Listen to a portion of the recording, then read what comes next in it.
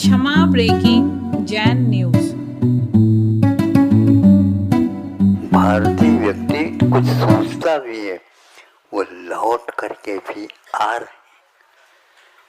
बेंगलुरु से लौट करके आ रहे हैं बच्चे, हमारे पास आते हैं, पूना से आते हैं, अहमदाबाद से आते हैं, दिल्ली से आते हैं, बनारस से आते हैं और कानपुर इत्यादि के साथ से आते हैं। अच्छे अच्छे बच्चे अब ये चालू हो गया है कि भारतीय संस्कृति के अनुसार जो शिक्षा पद्धति है वही हम अपने बच्चों को देंगे। बच्चों की शिक्षा भी वो रोक रहे हैं, बेटा अपने को घर में ही पढ़ना है। क्या पढ़ना है? बस बाहर का नहीं पढ़ना है, यहीं पर सब पढ़ लो, हम बता देंगे सब। इस प्रकार यहाँ पर अतीत का इतिहास था, अब संयम का दिन है। हम धन और कोई चीज को लेकर के अपने संयम को न खोएं और मन के ऊपर लगाम लगाए।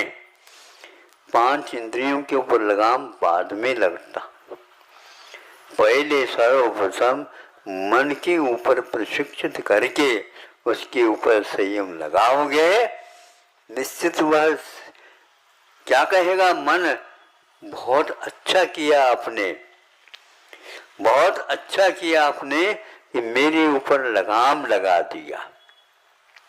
बेलगाम से क्या होता है आपको अपने आप ही समझ में और अनुभव में आ रहा होगा। नेहरू जी, गांधी जी जैसे और कोई नेता आपको मिल नहीं सकेगा, किंतु ध्यान रहे उनकी बात को भी आप सुन सुन करके आज एक कान से सुन करके दूसरे कान से ऐसे झाड़ देते हैं उसको, ताकि कोई बच न जाए उसमें। ऐसा ही हो गया। लोकतंत्र तो आप कहते हो, हम तो इसको लोकतंत्र न कहकर लोकतंत्र है। हाँ, इतना लोभ बढ़ गया, इतना लोभ बढ़ गया कि वह अपना क्या पराया क्या यह समझता नहीं। और दिल जाने कोसते कैसे तजिए गई, कहते ना, कुल और दोष के बारे में जानकारी बहुत अच्छी होना चाहिए, वह आज नहीं रहा। उसके फलस्वरूप हम यूं ही गतानुगतिकता के साथ आगे बढ़ रहे हैं, आगे नहीं बढ़ रहे हैं, हमारे पीछे के इतिहास छोड़ रहे हैं। यूं कह दो, किसी से बचना है तो उससे विपरीत दिशा में उसको भेजना प्रारंभ कर दो। अर्थनीति के बारे में एक ही बात कहना चाहता हूँ, अर्थ तो आवश्यक है, अर्थ तो आवश्यक है, लेकिन कब तक, कितना, इसके बारे में यदि संयम नहीं है तो कोई भी प्रयोजन सिद्ध होने वाला नहीं है, पक्का है ये। अर्थ के बारे में, अर्थशास्त्र के बारे में कौटिल्य ने एक छोटी सी किताब, उससे पूर्व में मैं ये बताना चाहूँगा, भारत के पास है ही क्या, हम उसके पास चले जाएं, ऐसी धारणा प्राय करके प्रत्येक विदेशी व्यक्ति की होती है। जब अमेरिका या रूस या और कोई देश के हाथ में यह कौटिल्य का शास्त्र मिल गया, तब वो यूं करके बैठ गए, अरे जो भारत के पास है वह अन्य किसी देश में है ही नहीं। हाँ, वही चांदी को बनाने वाले तो बाद में, अभी वहाँ के देश को कैसे नहीं, पहले अर्थ को आवश्यक बनाया। आवश्यक तो है, लेकिन उससे क्या आवश्यकता की पूर्ति होती है और कितनी होती है, ये पहले देखना आवश्यक है। यदि आप अपने बच्चों को कुछ सिखाते हैं तो यह सीख रहा है क्या नहीं, और जो पहले सीखा है उसको छोड़ रहा है क्या नहीं, इसको आप देखते रहते हो। तो उसमें उन्होंने यही उल्लेख किया है कि शिक्षा काय के लिए, बताओ क्या है वो शिक्षा। अर्थशास्त्र का ज्ञान भारत को था, अभी भी है, किंतु विदेशी अर्थशास्त्र की नीति यहाँ पर आने से आप लोग सब उसी ओर बहने लगे हैं। पैसा दिखता है, ये अर्थ नहीं। अर्थ का अर्थ ये है कि हमारे जीवन के जो प्रयोजन है वो जिससे सिद्ध हो, उससे हमारी आवश्यकताओं की पूर्ति होती हो, उसका नाम अर्थ है। अर्थ ये नहीं है सोना चांदी आदि आदि, ये व्यवहार चलाने के लिए काम में नहीं आते। हिरण्य जो है वो लोक व्यवहार चलन रूप है, लोक व्यवहार को चलाने के लिए काम में आता है, जिसको आप लोग मुद्रा बोलते हैं, इंग्लिश में करेंसी बोलते हैं। ये क्या है, ये तक लोगों को ज्ञात नहीं है। इसलिए उन्होंने ये कहा कि यदि अच्छी संपदा है, श्रेष्ठ संपदा है, तो सैनिक है। सुनाओ दोबारा, सैनिक है जो राष्ट्र की रक्षा करता है और अपने को भी वो समर्पित कर देता है। आप भी पुत्र है, कुल दीपक है, ये नीति वहीं से आई है। यदि पुत्र है का धन संचय, पूत कपूत हो तो का धन संचय, और पूत सपूत हो तो का धन संचय। दोनों में का धन संचय, का धन संचय, का धन संचय। समझ में आ रहा है, ये संगीत है इसमें। हाँ, का धन संचय, पागल हो, ये रत्नगण श्रावकाचार्य का छाया है, छाया रूप है ये। यदि संवर है स्टेट संपदा क्यों प्रयोजनम, यदि पापा निरोध है, यदि पाप का निरोध नहीं है तो वो भी कहते हैं धन संचय की कोई आवश्यकता नहीं है। ये रत्नगढ़ श्रावकाचार्य में 2000 वर्ष पूर्व में लिखा, और इसका जो का त्यों अनुवाद करके चाणक्य ने या कौटिल्य ने अपने उस ग्रंथ में लिखा है। वहां पर आप अपने उद्योग के केंद्र खोलो, जहां पर किसी प्रकार की सिनेमाबाजी नहीं होती हो।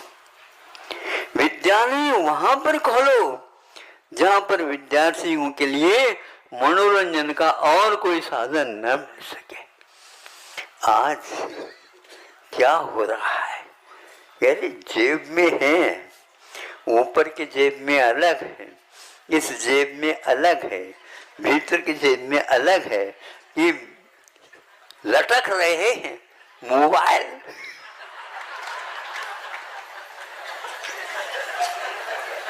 और भिन्न भिन्न स्थान से उनकी रेंज बनी हुई है। ये ऊपर चलो, वहां से चालू हो जाएगा। नीचे जाओ, वहां से ये चालू हो जाएगा।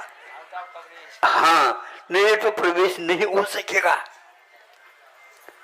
ये हो रहा, सुन रहे हैं हम आज। मनोरंजन आवश्यक है, लेकिन मनोरंजन के साथ मन को नियंत्रण में रखने की विद्या भी चाहिए। वो नहीं मिल रहा है। इसलिए ऐसा हो रहा है। समूह शरण की रचना होगी, तीर्थ के संचालक बनेंगे, नेता बनेंगे, तीर्थ के कर्ता बनेंगे। इसके बाद भी 83 लाख पूर्व तक असंयम अवस्था में रहे। सोचो, विचार करो। महाराज जब वो रह गए तो हमें रहने में क्या आपत्ति? रहो फिर। आपत्ति क्या है? ये आपको उठाना है, क्या मुसीबत है। इसलिए तीर्थंकरों की एक अलग व्यवस्था है, किंतु आप लोगों को उनसे भी जल्दी पार होना चाहिए, क्योंकि आप असाधारण व्यक्तित्व को लेकर के आपका जीवन नहीं चल रहा, ये ध्यान रखो। अपन सामान्य व्यक्ति है, फिर भी सच्चे देवगुरु शास्त्र के प्रति आस्था जागृत होने के कारण संयम लेने के भाव जागृत होते हैं। इसलिए सम्यक दर्शन को प्राप्त करने के उपरांत ज्यादा दिन तक असंयम के साथ नहीं गुजारना चाहिए। इसलिए यहां पर मंच पर आकर मैं बैठा और लाइन लगी, किसके लिए? संयम धारण करने के लिए। कई लोगों ने प्रतिमाएं अंगीकार कर ली है। आज दुकान चल रही है अपनी, क्योंकि प्रयोग का नाम है। दुकान तो खुली है, किंतु कोई ग्राहक ही नहीं आ रहा था संयम धारण करने के लिए। उपवास तो काफी लोग कर रहे हैं। उपवास करना अलग वस्तु, किंतु संयम धारण करना अलग वस्तु। क्योंकि उपवास पूर्ण होते ही फिर दोनों हाथों से लेने वाले भी ले सकते हैं। मनोरंजन करना हो, तनाव में नहीं आना। हाँ, बिल्कुल ठीक है, होता है। क्योंकि बहुत दिन तक ज्यादा दिन तक संयम रखना बहुत कठिन होता है। उसको भी मैं खोलूंगा, धीरे धीरे खोल रहा हूं। तो मैं क्या कह रहा था कि संयम 83 लाख पूर्व बहुत होते हैं, बहुत लंबा चौड़ा जीवन है। और अटूट संपदा, अटूट वैभव, उस प्रकार का वैभव अन्य किसी के पास संभव नहीं। बल्कि सौधर्म इंद्र, उनके पास भी वह वैभव फीका पड़ रहा है। इतना तीर्थंकरों का दिव्य वैभव माना जाता है। संपदा की कोई कमी नहीं। और सर्वार सिद्धि से उतरे हैं वो। कौन? वृषभनाथ। और वहां पर सर्वार सिद्धि पर पहुंचने वाला व्यक्ति भी कोई साधारण व्यक्ति नहीं होता। जिन्होंने अपने जीवन में संयम को स्थान दिया, बल्कि रत्नत्रय की निर्दोष आराधना करते हुए और घोरतम परिशह और उपसर्ग का सामना करते हुए जो चारित्र का पालन करता है, उसको सर्वार सिद्धि मिलती है। ऐसा थोड़ा ही है। लेकिन गुरुदेव कहते हैं वह भी सप्लीमेंट्री है, ये ध्यान रखो। क्योंकि उस घोर तप के उपरांत, तपस्या करने के उपरांत, घोर उपसर्ग सहन करने के बावजूद भी कर्म दग्ध नहीं हो पाए, इसलिए सर्वार सिद्धि पहुंच जाता है। फिर वहां पर इस संयम के प्रभाव से सर्वार सिद्धि पहुंचे हैं और 33 सागर तक वहां पर व्यतीत किया है जीवन को। सागर बहुत लंबा चौड़ा, जबलपुर नहीं। हाँ, सागर बहुत लंबा चौड़ा होता है। अभी पूर्व की चर्चा की है। सागर के सामने पूर्व जो है वह बूंद के समान है, ये ध्यान रखो। और 33 सागर की आयु वहां पर क्षायिक सम्यक दर्शन के साथ रहे और उतने दीर्घ काल तक तत्व चर्चा के साथ ही जीवन को व्यतीत किया है। वहां पर वासना मन संबंधी भी वासना नहीं, ये ध्यान रखो, प्रविचार का अभाव है वहां पर। और मंदतम कषाय का उदय है, परम शुक्लेशा के साथ जीवन चल रहा है। और 33,000 वर्ष के उपरांत एक बार मानसिक आहार होता है, कंठ से अमृत झरता है। और 15 कितना 33 पक्ष, हाँ बहुत होते हैं। 16.5 महीने के उपरांत एक बार श्वासोश्वास की क्रिया, श्वसन क्रिया, प्राणायाम नहीं वहां पर, अनुलोम विलोम वहां पर ये नहीं चलेगा, आप करते रहो। वहां पर 16.5 महीने के उपरांत एक बार श्वसन क्रिया होती है। और 33,000 वर्ष के बाद एक बार कंठ से अमृत झरता है। और बाकी आराम के साथ वो रहते हैं। वहां पर चूल्हा नहीं जलाना, न गैस, वहां पर गैस की बीमारी भी नहीं, न गैस है न गैस की बीमारी है, कोई नहीं, वहां पर कोई रोग नहीं है, शारीरिक कोई भी बाधा, कोई रोग इत्यादि नहीं, बिल्कुल शांति के साथ। और द्वादशांग के पाठी हैं, कितना तीव्र पुण्य का उदय होगा उनका। इसके उपरांत भी वहां पर संयम नहीं है, ध्यान रखो। क्षायिक सम्यक दर्शन है, प्रविचार का अभाव है, अवधि ज्ञान है, द्वादशांग के पाठी हैं।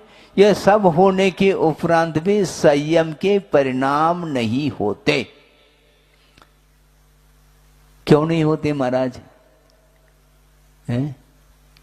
क्यों नहीं होते संयम के परिणाम? क्योंकि संयम तब अपनाया जाता है जब गिरने की संभावना होती है। सावधानी तब रखी जाती है जब गिरने की संभावना है। वहां पर गिरना कुछ है ही नहीं वहां पर, क्योंकि वहां पर तीव्र कषाय का उदय ही नहीं। तीव्रतम कषाय का जब उदय आता है उस समय सावधानी रखने की आवश्यकता पड़ती है। इसलिए न स्वर्गों में संयम है, न भोग भूमि में संयम है। संयम के लिए यदि कोई क्षेत्र है तो वह कर्म भूमि कहा है। तो वहां पर असंयम के साथ रह रहे हैं। इसके उपरांत भी वहां पर कोई आकुलता नहीं। हाँ, आकुलता होती तो प्रतिदिन भोजन करना पड़ता, किंतु नहीं। इसके उपरांत वहां से उतरे हैं कौन? वृषभनाथ। और वहां पर वासना का पूर्णतः अभाव रहा 33 सागर तक। और यहां पर आकर के ऐसी कौन सी हवा लग गई कि यहां पर 83 लाख पूर्व तक असंयम के साथ रहे। संयम लेने के लिए अवसर था, कहां तो 8 साल अंतर्मुक्त के उपरांत संयम को धारण करने की क्षमता आ जाती है। और संयम को धारण करने वाले करते हैं, किंतु उनका मन क्यों नहीं हुआ, यह प्रश्न चिन्ह है। महाराज ये नियोग है, गलत बात। नियोग कोई वस्तु नहीं। यदि नियोग है तो पंच बालवती क्यों हुए फिर? कौन? वासपूजनाथ, मल्लीनाथ, नेमिनाथ, पार्श्वनाथ और महावीर, ये भी तीर्थंकर के रूप में ही हुए हैं। तो इन्होंने विवाह संबंध क्यों नहीं किया? बोलो, सब नियोग है तो उनको भी शादी कर लेनी चाहिए थी, विवाह संबंध उन्हें भी करना था, क्यों नहीं किया? आचार्य कहते हैं कोई बाध्य नहीं करता दूसरा व्यक्ति, हम स्वयं बाधित होते हैं। महाराज हमने बहुत प्रयास किया, इतना प्रयास तो किसी ने नहीं किया होगा, उतना प्रयास हमने किया, किंतु माता पिताओं ने बहुत ज्यादा जबरदस्ती करी, इसलिए विवाह करना पड़ा। गलत बात है। है। ये बाध्यता कोई बाध्य नहीं कर सकता। हाँ, वैराग्य होना और नहीं होना स्वयं के ऊपर निर्धारित है। सोचो, विचार करो। प्रथमाण योग आप लोग भी पढ़ते हैं। वैराग्य के निमित्त कौन कौन से हो सकते हैं महाराज? आपको भी वैराग्य हुआ, किससे हुआ? ये तो बाद की बात है, इसमें हमें समय नहीं, अभी हम और कभी भी बता सकते हैं। किंतु आचार्य कहना चाह रहे हैं, वैराग्य के लिए एकमात्र सफेद बाल भी पर्याप्त है। एक सफेद बाल को देख करके वैराग्य हो जाता है, और सारे बाल सफेद होने के बाद भी उसको काले बनाने में जो लगा हुआ है, उसको वैराग्य किस भाव में होगा? ओम शांति है। किस भाव में वैराग्य होगा? सोचो, विचार करो। बहुत कठिन है ये, है? हाँ, बहुत कठिन है वैराग्य होना, खेल नहीं। और 83 लाख पूर्व तक रहे, उसी हवेली में रहे। हवेली छूटती नहीं, ऐसा थोड़ी हवेली छूटेगी, छोड़ना पड़ता है, छोड़ना पड़ता है। ये ध्यान रखो, अपने आप नहीं छूटता। हाँ, अपने आप कोई कार्य होता ही नहीं। सांसारिक जितने भी कार्य होते हैं वो अपने आप होने लग जाए तो फिर तो भोग भूमि और कर्म भूमि में अंतर क्या रहा? फिर सब कुछ पुरुषार्थ के फलस्वरूप सब मिलता रहता है। अर्थ पुरुषार्थ करता है संसारी प्राणी, उसके माध्यम से अर्थ का अर्जन होता है। तो मैं ये कह रहा था, 33 सागर तक वहां पर असंयम के साथ रहा और बिना प्रविचार के, बिना वासना के वो काल उन्होंने व्यतीत किया, और तत्व चर्चा के साथ व्यतीत किया, विकता के साथ नहीं, सतकथा के साथ इतना लंबा काल व्यतीत किया। इसके बाद यहां आने के उपरांत उलझन क्यों उलझ रहा है संसारी प्राणी? आचार्य कहते हैं ये पंचेंद्र के विषय ही उलझा रहा है, उसके बिना नहीं। यहाँ आते ही पुनः वही, यहाँ की हवा अलग, वहां की अलग। तो 83 लाख पूर्व तक व्यतीत किया और इंद्र को चिंता हो गई। बताते हैं अभी भी घर नहीं छूट रहा है। अब कैसे छूटेगा घर? पानी की एक बूंद की कीमत। लोग कह रहे हैं झांझी जी तपस्या करने जा रहे हैं। कहाँ जा रहे हो? पर्वत पर बैठेंगे, पर्वत पर बैठेंगे, इसके बाद उतर के नदी में स्नान करेंगे। पर्वत पर बैठेंगे, नदी में स्नान करेंगे। हे मित्र, आपने संयम की कीमत नहीं समझी। जब नदी में स्नान करोगे तो हाथ पैर भी चलाओगे, साबुन सोडा भी लगाएंगे, कपड़े भी धोएंगे आप। नदियन बीच चीरे धुभाए, ओ नदियन बीच चीरे धुभाए, कोसन के जीवु मराए। धन्य मुनियों को मैं नमस्कार करता हूं, उन योगियों को जिनकी आंखों के सामने नदी में चीर धुब रहा था, एक वस्त्र धुब रहा था, और उसके कास्टिक सोबाना साबुन से करोड़ों लाखों किलोमीटर दूर के जीव मर रहे थे। ये देखा मुनियों ने और योगियों ने, तीर्थंकरों ने कहा नहीं बेटा, ऐसे वस्त्र से क्या प्रयोजन, उन कपड़ों से क्या प्रयोजन, जिन कपड़ों से कोटि जीव मरे, उन कपड़ों को फेंक दो। हमारा जीवन बिना कपड़ों को चल सकता है। प्राणी संयम का पालन करो।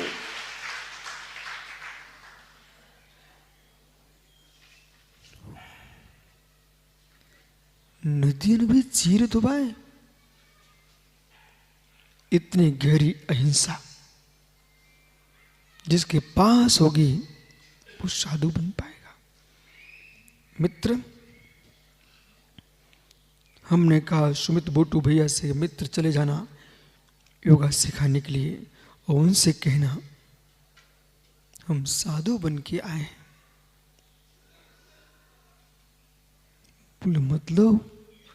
मतलब ये है, ये देखो मेरे पास पानी है, मेरे घर का शुद्ध भोजन है, जिसका भोजन पवित्र होगा, जिसका पानी पवित्र होगा, उसका मन और वाणी पवित्र होगी। जिसका मन और वाणी पवित्र होगी, जिसका मन वाणी पवित्र होगी, वो लाखों को जिन वाणी दे करके भगवान बनाएगा।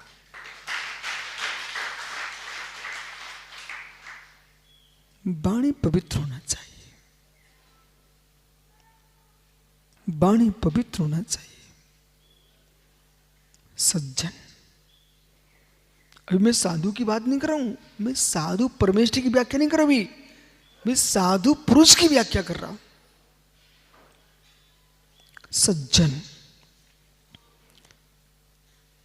जिसके पास न्याय हो, जिसके पास नीति हो, जिसके पास सदाचार हो, जिसके पास सदाचार हो, अन्याय अनीति अवक्ष, तीन बातें ध्यान दीजिए।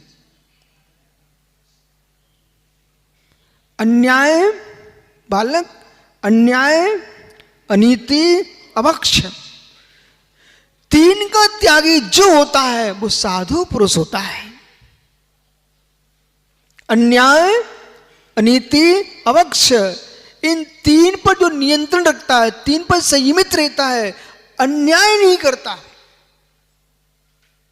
हे मित्र, तुम घंटों घंटों मंदिरों में पूजा करने जाते हो,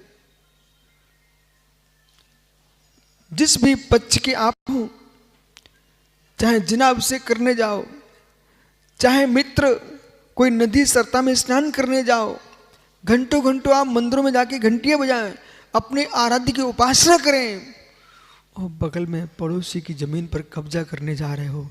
तुम किस बात के भगवान के भक्त हो? क्या राम के भक्त हो, क्या श्याम के भक्त हो, क्या वर्धमान के भक्त हो?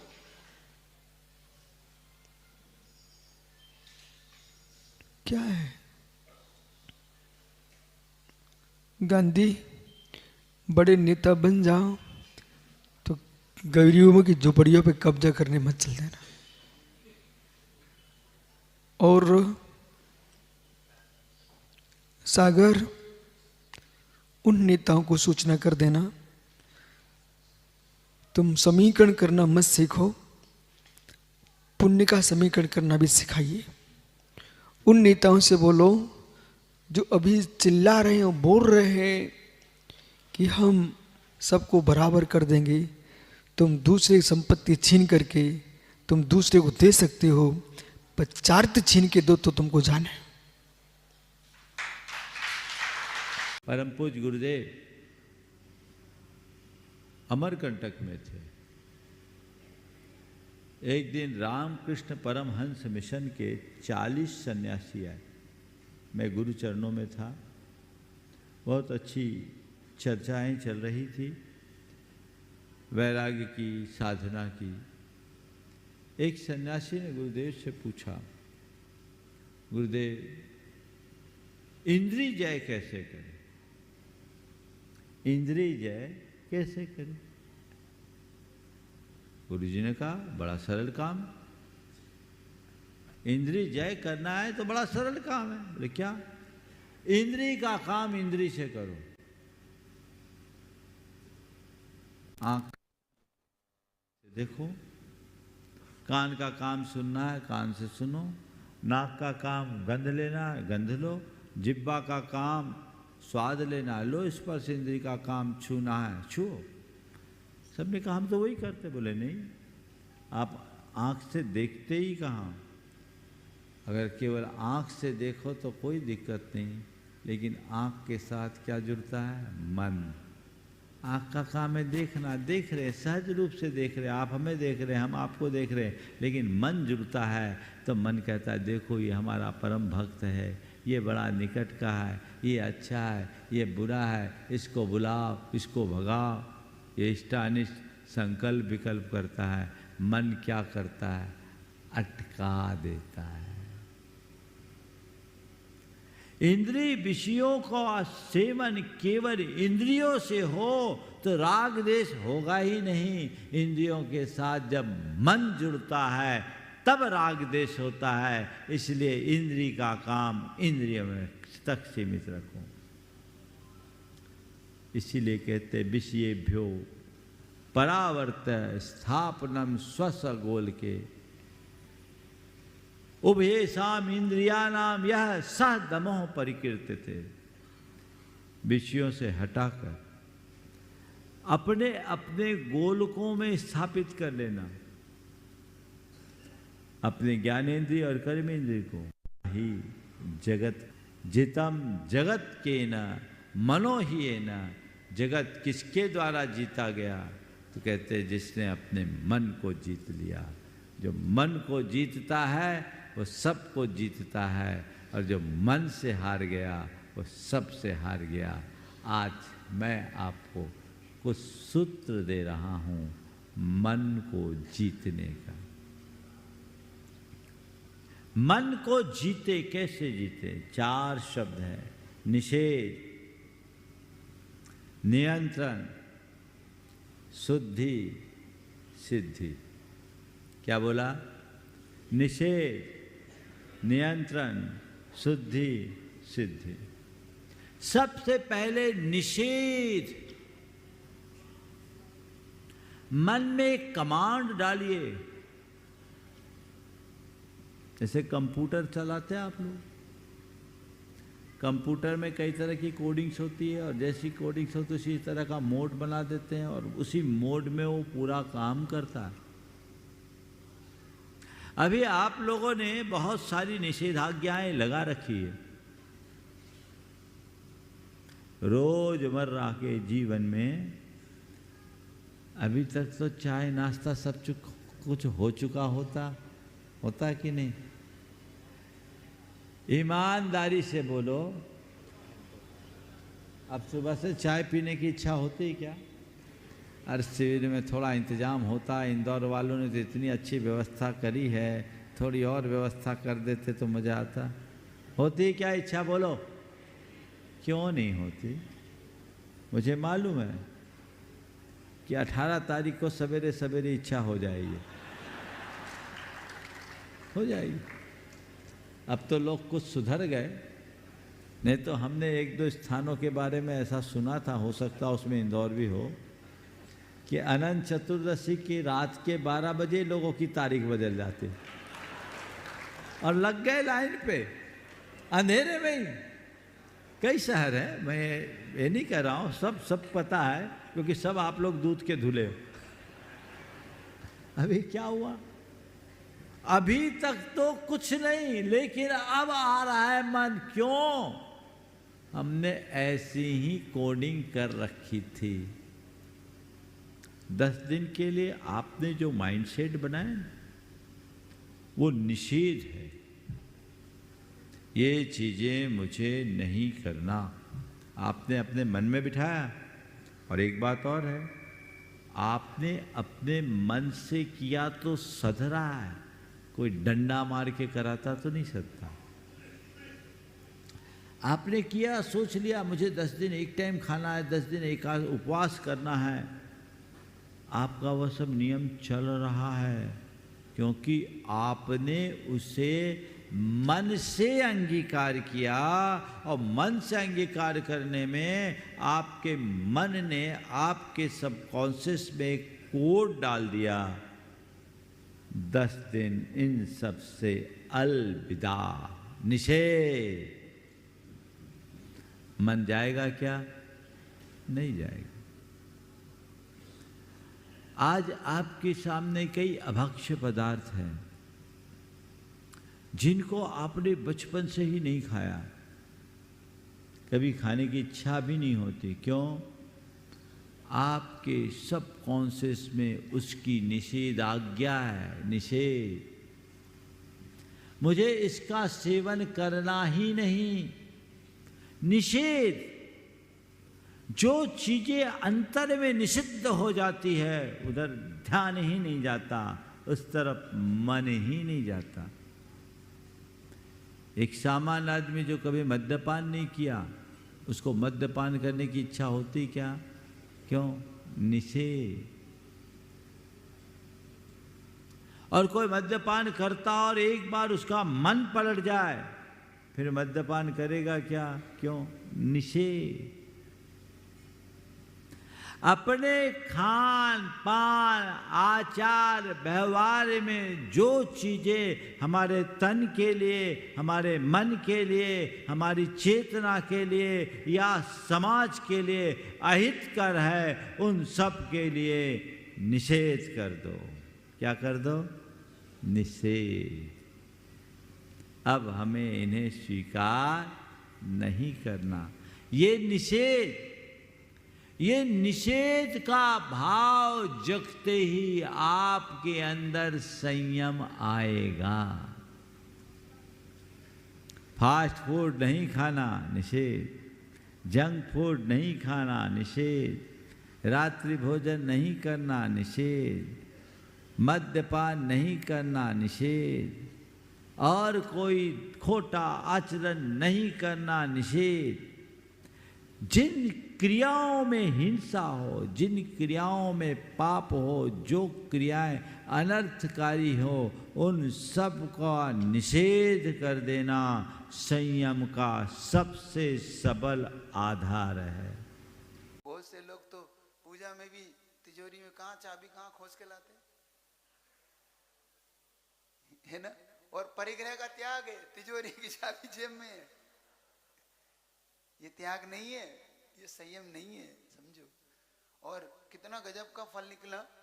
जैसे उसने अंधेरी एक और तिजोरी खोली कि बेटा एक काम कर ली, एक चाबी और ले, खोल के देख ले इसमें भी होगा तो। लेकिन जैसे ही उसने खोला तो सारा पूरा जो वैभव धंधा सब सुरक्षित रखा हुआ था। ऊपर ऊपर के तो साफ हो गया। जो 10, 20, 50 हजार रुपए रुके थे, थोड़ा बहुत चांदी वांदी था वो चला गया। बाकी जितना सोना और भी जितना माल जो अंदर था सब। ये होता है अरहत भक्ति का फल, कभी नहीं जाता। एक आसाम की महिला हमारे पास आती थी। वो आचार्य के दर परम भक्त, आचार्य की परम भक्तों में से होती। देखना, अचानक उसके पति की डेथ हो गई। 2 बेटियां और एक वो, तीनों अपने घर में नीचे किराएदार और ऊपर वो स्वयं रहते थे। ऐसे उन्होंने कर रखा था। शायद किराएदार ऊपर और नीचे उनका घर छोटा सा 4, 8, 10। और उन्होंने आचार्य के दर्शन करने वो यहाँ पे तिलवारा घाट में थे। और मेरे पास खबर आई कि महाराज जी फोन आया है। मैंने क्या हुआ? कि आचार्य महाराज जी घर में ऐसे चोरी का प्रसंग हो गया और हमारे किराएदार का फोन आया है कि तुरंत लौट के आओ। मैंने कहा आपका मन क्या है? महाराज जी लौटना पड़ेगा, दोनों बेटियां हैं, जिम्मेदारी मुझ पे। और वही है जितना वो धन था, अगर वो लुट गया ना महाराज जी तो इन बेटियों की शादी होना भी मुश्किल हो जाएगा। तो मैंने कहा नहीं तुम जाओ और आचार्य का आशीर्वाद लेके जाओ। गुरु जी का आशीर्वाद। उन्होंने कहा कि आचार्य आशीर्वाद दो, घर में कुछ घटना घटी। आचार्य ने मुस्कुरा के चिंता नहीं करो, सब अच्छा होगा, ऐसा कह के आशीर्वाद दिया उसे। वो घर पहुंची, आंसू निकल आए कि पूरी तिजोरी खाली पड़ी, पूरी तिजोरी खाली। उसने कहा कि हो गई अब सब, क्योंकि पति थे नहीं, दोनों बेटियां थी, अब शादी होगी कैसे होगी। बस आंसू निकल पड़े, सर रो पड़ी कि मैं गुरुजी के पास गई और सारा 10-5 करोड़ का जितना भी सोना चांदी, क्योंकि खूब पैसा था उनके पास, उन्होंने जमा करके रख लिया था। लेकिन गुरुजी का आशीर्वाद उसके साथ था। देखना अरहत भक्ति, गुरु भक्ति क्या फल परिणाम निकलता है। जैसे ही उसने उसके नीचे पुलिस वालों ने क्या क्या था जो क्या मुझे अब ध्यान नहीं है, जो है सब खाली तिजोरी पड़ी है। आधे घंटे बाद जैसे पुलिस चली गई तो किराएदार ने सीधा ऊपर बुलाया कि भाभी जी 1 मिनट ऊपर आओ। उन्होंने क्या ऊपर आ, और उसने अपने सारा एक भर रखा था, उसने पूरा खोला कि भाभी जी गिनो ये सब आपका ही है कि नहीं। उसने कहा ये क्या है? कि ये आपका सोना चांदी नगद रुपया, ये क्या करा तुमने? क्योंकि भाभी जी मैंने देखना उसकी ईमानदारी और उसके प्रति कितना गुरुजी का आशीर्वाद कैसे फलता था, वो कैसा फलता है लोग। तुमने ये सब तो पूरा एक एक पाई पाई उसके पास था। उसने कहा ये देखिए ये सब है कि नहीं, ये तो मेरा सब सुरक्षित है। तो तुमने ऐसा क्यों किया? क्योंकि भाभी जी मैंने इसलिए ऐसा किया कि जैसे ही मुझे रात को थोड़ी सी भनक लगी कि नीचे कुछ है, तो मैंने जोर से चिल्लाया तो चोर भागे। तो आज ये तिजोरी टूटी हुई पड़ी थी, वो खुलने ही वाली थी और मैंने आवाज लगाई तो भागे। और मैंने जो देखा कि तिजोरी टूटी पड़ी है, मैंने तिजोरी खोल के देखा तो पूरा मामला बिल्कुल सुरक्षित था। मैंने पूरा जल्दी से समेटा और ऊपर लेके आया। क्यों? क्योंकि अगर पुलिस वालों के हाथ लग जाता तो मामला साफ हो जाता और कुछ नहीं मिलता। बस यही मामला था कि मैंने सारा पैसा, कोई पुलिस वाला बैठा हो तो बुरा मत मान, जो है सो है, जो मामला सब है सो है, सब समझते हो। देखो गुरुजी का आशीर्वाद, पूरा पैसा सुरक्षित उसके हाथ में लग गया। उसने कहा कि धन्य हो विद्यासागर महाराज। ऐसा ये हरत भक्ति के फल है। कभी डरना नहीं, कभी नहीं डरना संसार में। तो आज